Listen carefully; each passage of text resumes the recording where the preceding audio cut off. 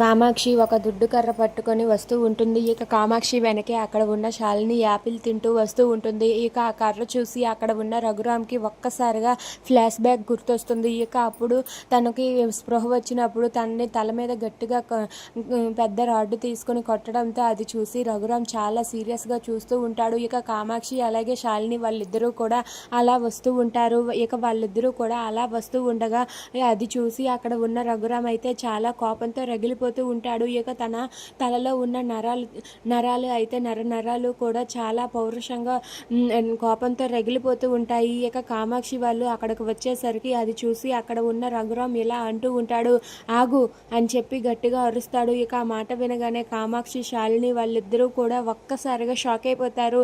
ఇక కామాక్షి అయితే ఏమైందన్నయ్య అని చెప్పి అంటూ ఉంటుంది.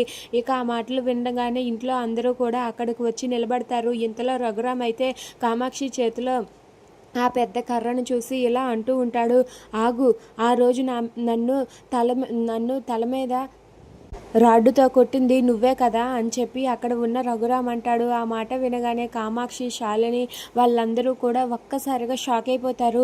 నిజం చెప్పు, నువ్వే కదా ఆ రోజు నా తల మీద గట్టిగా కొట్టింది నువ్వే అంటూ ఆ శాలిని కామాక్షి వైపు రఘురామ్ చేయి చూపిస్తూ ఉంటాడు. అది చూసి అక్కడ ఉన్న శ్యామల వీళ్ళందరూ కూడా ఒక్కసారిగా షాక్ అయిపోతారు.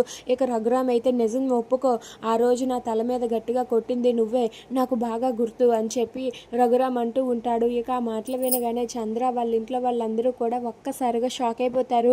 ఏంటి మామయ్య గారు ఏం మాట్లాడుతున్నారు అసలు, కామాక్షి అత్తయ్య కొట్టడం ఏంటి అని చెప్పి అక్కడ ఉన్న విరాట్ అంటూ ఉంటాడు. ఇక అక్కడ ఉన్న చంద్రకళ కూడా పిన్ని మీరా అని చెప్పి అంటూ ఉంటుంది. ఇక దాంతో శాలిని అయితే చాలా కంగారు పడుతూ ఉంటుంది. అసలు ఇప్పుడు నిజం బయట పెడతారా ఏంటో అనుకుంటా